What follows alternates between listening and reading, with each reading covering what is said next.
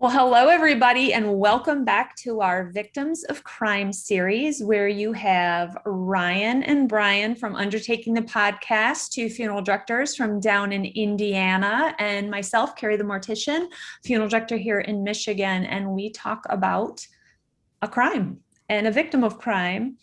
And we're not specifically talking, I feel like, that victim exactly. We kind of hypothesize a little, would you guys say? Yeah. I like coming into it blind because not that I ingest a lot of true crime podcasts or I'm coming in blind, and that's kind of a interesting thing for us to do. Yeah. So the basis of this, the guys don't know the case we're going to talk about. So I'm going to give an overview of this case. They will then be looking at the pictures kind of for the first time that are available. And we're going to talk about caring for the deceased and what we would do and some other scenarios within this one. So today we are going to talk about Emmett Till. And this is such a hot topic right now in our society because it is a hate crime, it is racism, and this is a case that I don't think has been talked about in history enough. Do you guys, just saying his name, does that spark any? It doesn't spark anything with me, no. Brian? I recall the name, but I can't quite put any details with it. So let me give you just a little synopsis here. So Emmett was a 14-year-old Black boy from Chicago, born in 1941. His parents were Mamie Till Mobley and Lewis Till. His dad was killed when he was like 4 years old. So he really just grew up with his mom. It was him and his mom. And he had gone from Chicago down to Mississippi in 1955 to go visit his uncle. Definitely a very racially driven time in our country. And he was with his cousins out in town, and a woman, Carolyn Bryant, who was working in a little store, claimed that he whistled at her. So her husband and his half-brother went and pulled Emmett out of his bed at his uncle's house in Money, Mississippi on August 28th, 1955. His body was found 3 days later in the Tallahatchie River. I just like saying Tallahatchie, with a cotton gin fan tied around his neck with barbed wire to weigh him down. His nose was crushed. His left eye was missing, as were most of his teeth. A report from history.com said they had made him carry the fan to the water's edge and remove all his clothing, and that's where he was beaten and shot. But other reports say that happened at a shed. So I can't confirm which it was, but the autopsy report showed he died of a gunshot wound to the head. He had broken wrists, skull, leg fractures. One report said the crown of his head was just crushed out. A piece of his skull fell out when he was pulled out of the water.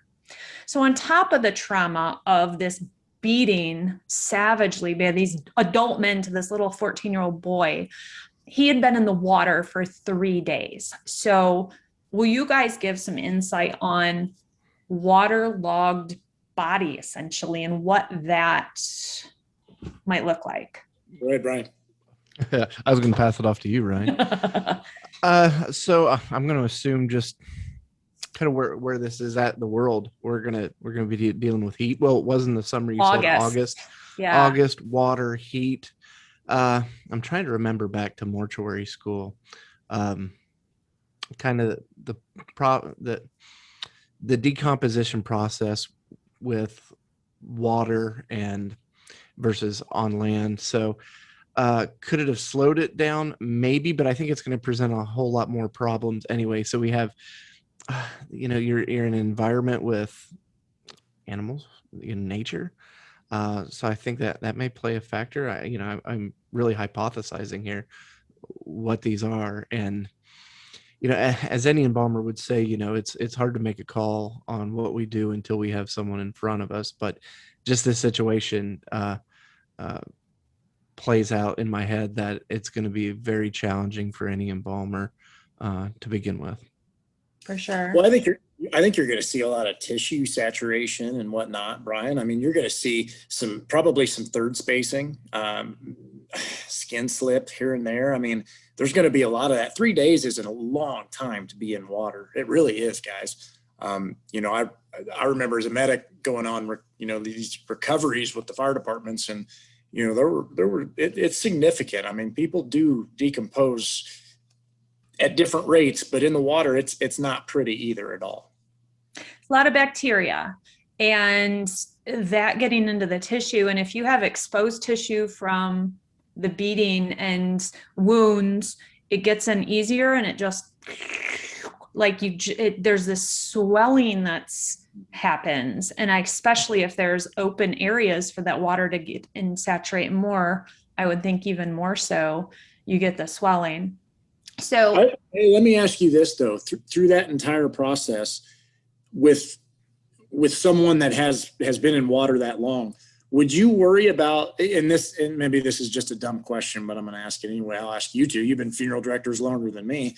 Would you worry about constant wetness? I mean, is there really ever a case where someone dries out completely?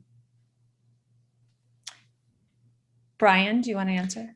Yeah. I mean, you're going to worry about that. You worry about that all the time, even on, non-traumatic deaths. So yeah, you're going to worry about that.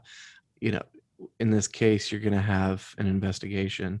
Surely but back in 55, I think, who knows back in those days, but now we're going to have an autopsy. We're going to have a full examination. That's actually going to help us as embalmers. So I think that plays in our favor, but yeah, Ryan, you've got a big problem with bacteria and insects and wetness, and that's going to be a constant worry. I would think kind of like edema.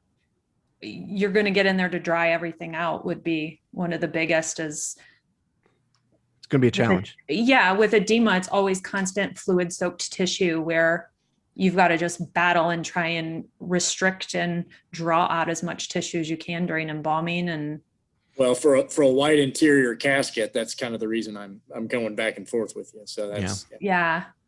Well, let me have, I'm going to read a little bit more while you guys open the email I sent you with all the pictures. So you can really see, because this next part is going to explain to you why this was such a significant part. So from the autopsy, Tutwiler Funeral Home was where Woodrow Jackson prepared Emmett's body in Mississippi. And one of the pictures I sent you is this little building that's kind of falling down, and that is the funeral home where he was prepared. And there's a sign out front that says what had transpired there. It says Emmett's uncle signed a document promising not to open the casket when it arrived back in Chicago. But Mamie, being the insanely strong woman that she is, was like, nope, we're opening it. We're doing what I want. They asked the funeral director in Chicago not to touch up his body. So his mother wanted a glass-topped casket so that the world could see what they had done to her son. And in this moment, he became a catalyst for the civil rights movement. Different reports say that between 50,000 and 100,000 people went past his casket at the Roberts Temple Church of God in Christ in Chicago for a 4-day viewing. And you can see pictures of what he looked like. They did no restorative work. They did nothing. She wanted everybody to see what had happened to him. They reported that 1 in 5 people that walked past his casket had to be carried out from the emotion of the moment. The photos of his face were on newspapers across the country. He really became this pivotal moment in history, which is shocking because we don't hear about this, I feel like, in history books. However, 100 days after his death, Rosa Parks refused to give up her seat, and it was because of Emmett Till. So if this hadn't have happened, Rosa might have not made her stand and all the things that transpired after. So this is a huge moment in history, Emmett's death, and it's terribly tragic. But so you guys are looking at the picture. So tell me what you're seeing. Oh, Ryan, you want to go ahead? You want me to start? So I was just scrolling through. I started at the beginning. I had to download everything individually. So it's a picture of him. Really good individual personal picture. Good looking kid. I mean, what else to say about that? Next picture here is, it looks like his mother is over the glass casket, or somebody is crying. There's 3 pictures within the head panel area of the casket. And you're right, there is glass over the top of it. Yeah, they said they chose the glass because of the smell. I mean, the smell truly from being in the water and everything was just too much. I mean, you couldn't have had that type of a viewing with that smell. It was just overwhelming. Yeah. The next picture we've got here is, it looks like the public visitation with the public walking by. From the distance here, there's somebody looking up at the camera at the head of the casket, but it looks like this was taken from maybe a second story.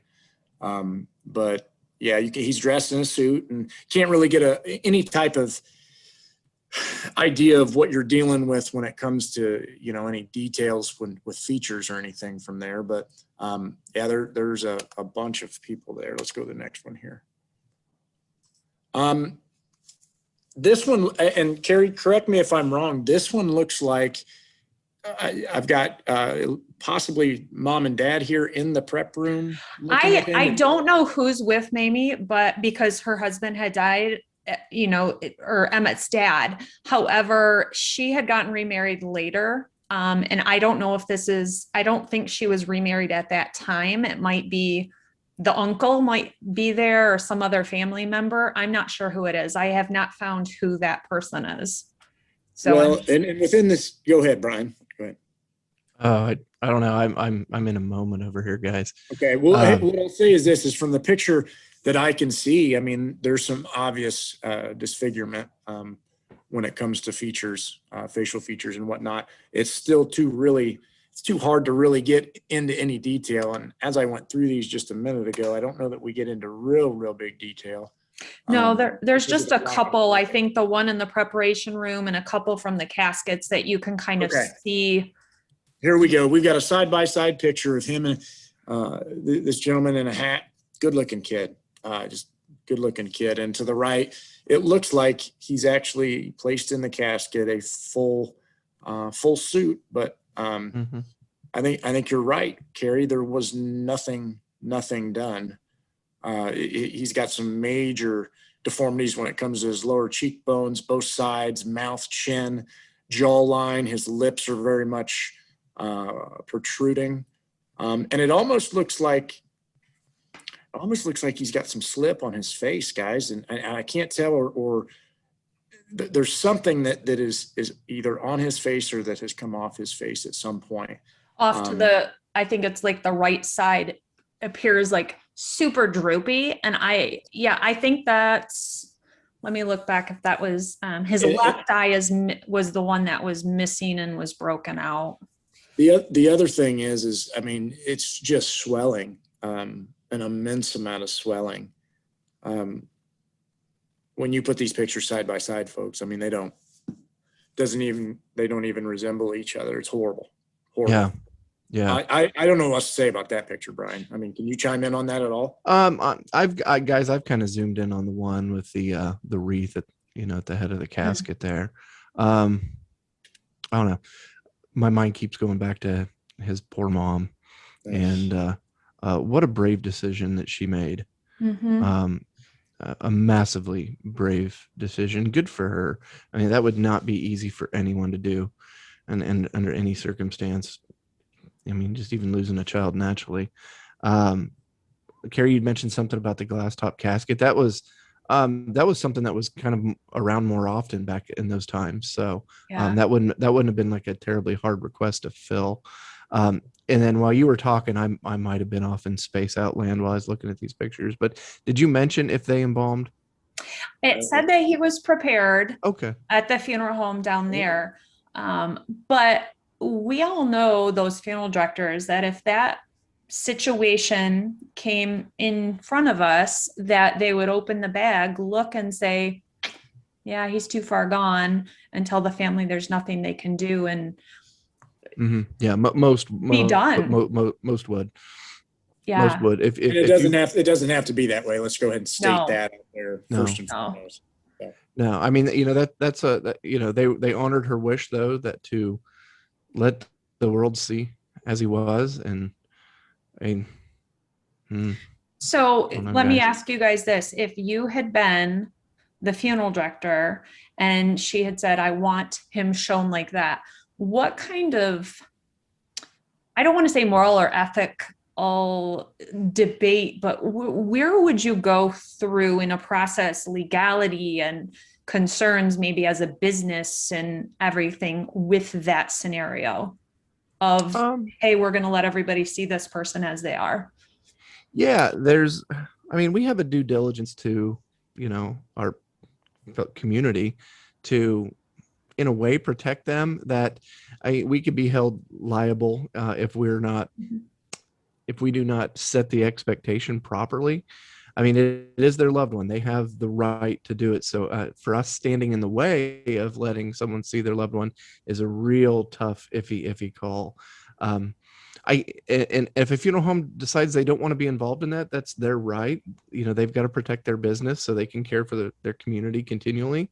And if they can't fulfill that request, then they need to help that family find another funeral home.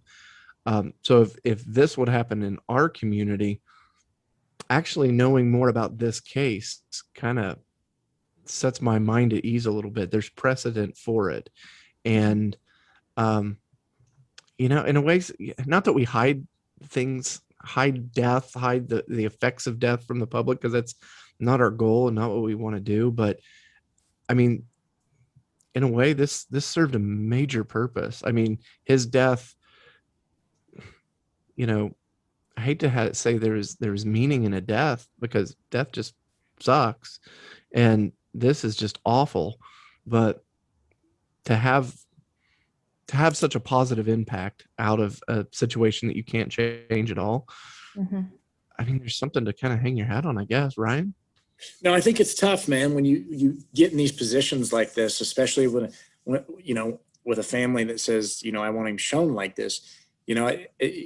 I've never had that conversation with a family. So I'm learning from you two right now. I can say this, it would be a tough conversation to have. For instance, nowadays, a car accident or something like that. The family has their rights, but Brian's right. The business has to take into consideration some liability, maybe some legal punitive things that come back for people suing you for seeing certain things here and there. And, I don't know, the comfort level for me is not there when it comes to just having someone as they came in. You know what I mean? It doesn't set with me, I guess. It just doesn't set with me, especially just in my nature of what I do for a profession.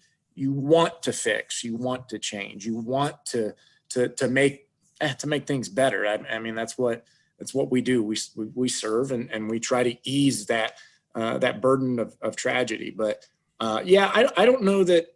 I mean, it's tough in this situation because this situation served a purpose for history, for civil rights, for everything. So, I don't know. I don't know what the right answer is. I know how I feel about what I feel about in my firm and what I do. And Brian, same with you. It was a different time then as well. But it was a moment in history too that happened that changed the direction of some things. So I don't know. I'm not going to say I'm not against it, because I think, it obviously it was important to her. And I think it did serve definitely a purpose. There's no question about that. And I think into what we have going on in all of the racial things that are playing out right now, that if you would have taken George Floyd's death and it had been as visually, like he had been as brutalized visually as Emmett had, and had the 3 days in the water and stuff, that, to me is kind of a parallel. Would the funeral directors nowadays would George Floyd, if he would have been as viewed that way now, or we're in a sue happy society now. So how many people would have sued by saying, oh, I went and I picked up a People magazine and there was this face that was so grotesque on the front and it was just traumatized me for the rest of my life and you need to pay me $3 million. I see that happening now where, like you said, it was just a different time back then, because George Floyd's funeral was all over the news and everybody did see him in his casket. And it was brutal, his death. I'm not saying that, but just, you guys get what I mean. Yeah. Let me chime in though. When I say it was a different time, I mean, it was a different time when it comes to liability, when it comes to tort law, things like that. Yeah. That's what I'm saying here. So let me go ahead and specify. The Sue Happy Society was very, I mean, you wouldn't think back then to do that. Yeah. I don't think. So to kind of roll back into your earlier question there, Kari, I think someone would do that these days. If that situation had repeated itself, yeah, I think there would be a funeral director somewhere. I mean, I'm thinking the way I feel. I kind of go, I can see the point in that. I can see the point in being involved in that, because you know what, frankly, we're so disconnected from our communities and each other anymore these days that sometimes we need smacked upside the head with, this is what hate looks like. Mm-hmm. This is what happens when you can't find peace in your heart and let something go. And, someone's little boy is gone and not just gone, brutalized. Mm-hmm. I mean, that just, I'm on the edge. I'm on the edge, guys. all on an accusation. An accusation. So let me tell you a little more about the story too, and then I'm going to come back to something else as well. But so he was finally buried on September 6th in Burr Oak Cemetery in Alsip, Illinois, which was historically a Black burial ground south of Chicago. So later on, he was exhumed in 2005 because question came up like, was it really him? Do we even know that was him?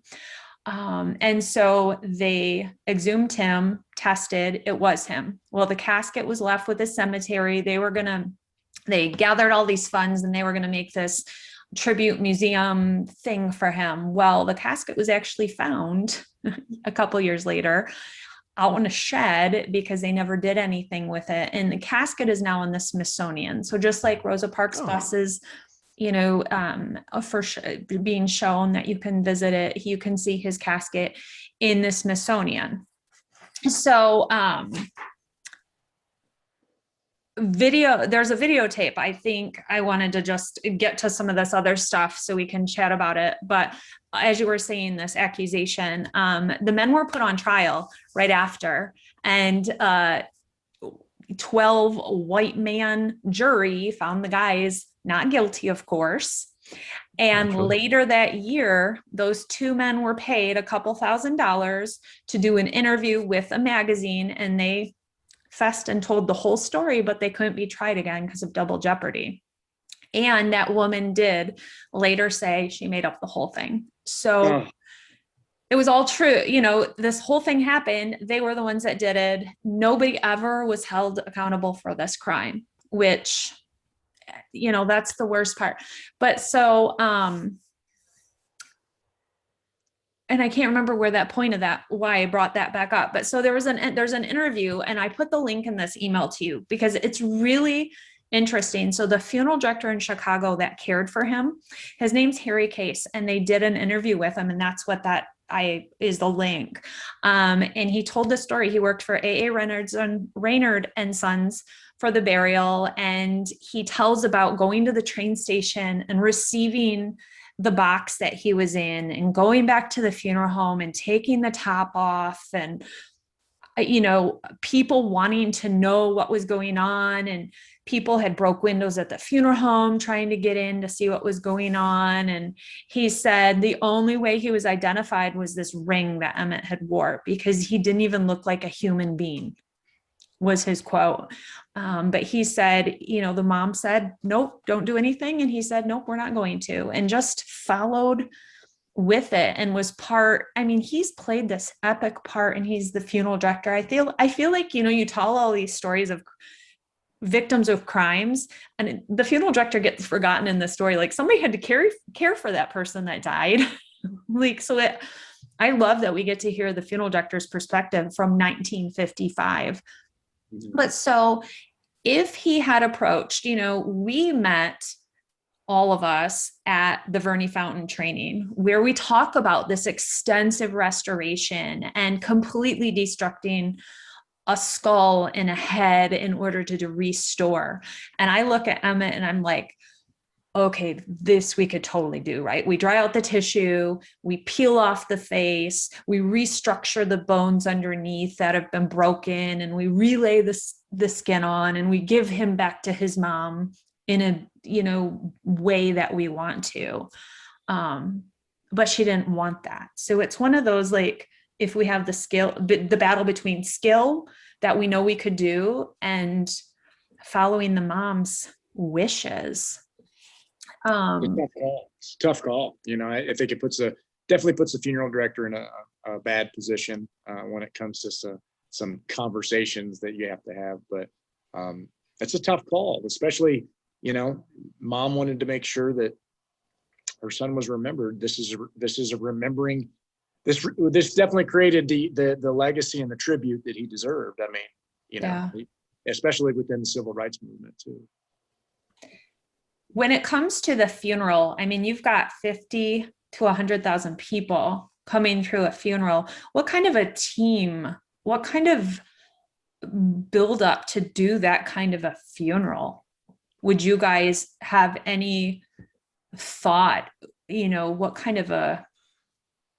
That's when you start making phone calls to friends. You're going to need a big team. I mean, just to manage a situation, you may even have to call some sort of event staff that in an event center to have, first off, a facility that can handle such a crowd, and to do it safely and timely. And that's just overwhelming. That would take a superhero funeral director to pull that off. Well, I can't even imagine they knew what that would turn into at that point. Like, oh, we have a 14-year-old boy that's been murdered. Okay, it's going to probably get a little bit of stir, but then. Yeah. I think to a point it kind of takes on a life of its own. And then as a funeral director, if you can focus on the family and what they need, and then, you're transporting, what are you doing, and where do you need to be? Where does the casket need to be? What equipment do you need? It becomes, you got to go back to the basics of what you're doing as a funeral director. And if you can handle those, these things kind of tend to work themselves out in a way. And some of the pictures I sent you were of the exhumation. So you can see the casket when they found it in the shed, and some of those things too. So pictures are out there. Guys, just Google Emmett Till and it'll pull all of it up for you. So everything's easily Googleable because we won't post the pictures here. But any last thoughts, guys, on this case of Emmett Till, or anything about getting him ready, or things that we maybe haven't covered? Right. No, not necessarily. What I want to say is just understand, the general public that's watching this, there are people that can do this. There are phone calls that funeral directors can make and should make if the family wants this to be done, when it comes to a full restoration. So there's a lot of talented embalmers, funeral directors out there that they could do a lot of good work, but yeah, it's just a tough case, guys. I don't know what else to say. It's just a tough case. Yeah. I mean, tough situation for everybody. I just think back to that poor mom, and then making that decision that had to be, first off, getting the news, and then little boy not being there, and then making this decision. So, I mean, what a brave decision. And, transferring that into our time now. I mean, funeral directors are so sensitive about being sued, because when you sue a funeral director, it's not for a free funeral. There's a lot of zeros involved in that. There's always intentional infliction of emotional distress, whether it's intentional or not. It's usually not, but that's the first thing we go for, because that's treble damages insurance isn't going to cover, and you instantly go out of business. So there's going to be those roadblocks to doing something like this again. Hopefully that we don't have to. We just don't have to. Violence, just, I don't get it. I understand getting angry. I understand,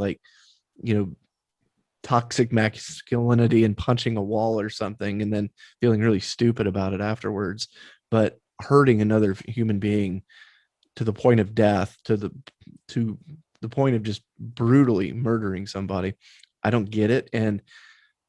But to a point, I think our culture's kind of so disassociated with it that it's just something that we see on the TV and we move on, or we hop on Facebook and we make really awful comments about something that we know nothing about. And I don't know, it's kind of the perfect storm for just negativity, and it really bothers me. But I don't know, sad story, guys. Yeah.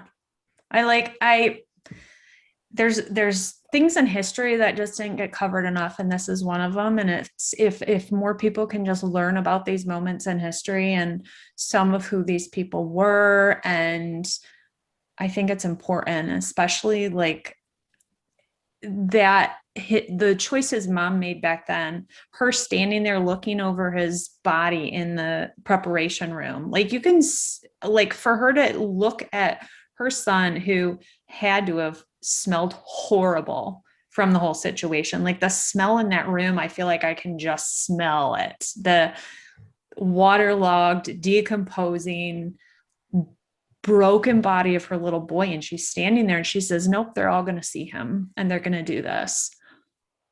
That's wild. And the fact that has ripple through history and everybody doesn't know his name. It's one of those, speak his name, make people need to know his name.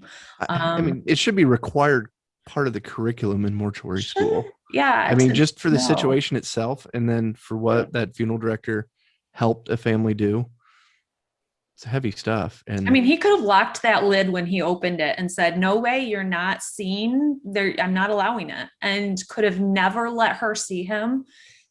And there would have never been, Rosa Parks might have never done what she did. And all these, all these things that happened afterwards to make small changes along the way it's crazy. So thank you guys. This one was sent to me and requested, and I'm so glad I dove into it. It was a little rough. It's a sad thinking of this little boy and these two men coming in the room and saying, you're going with us, and nobody being able to stop them, and him going and getting a truck and not even knowing what was going to happen, or maybe knowing and thinking something was going to happen. I just can't even imagine the fear he had to have been in. So I think we've got a theme going here. This is not going to be easy stuff that we talk about. It's not. It's not lighthearted. No. The last one was tough. The last one was tough. Yeah. We've covered some pretty deep, crazy. I'm not going for the easy.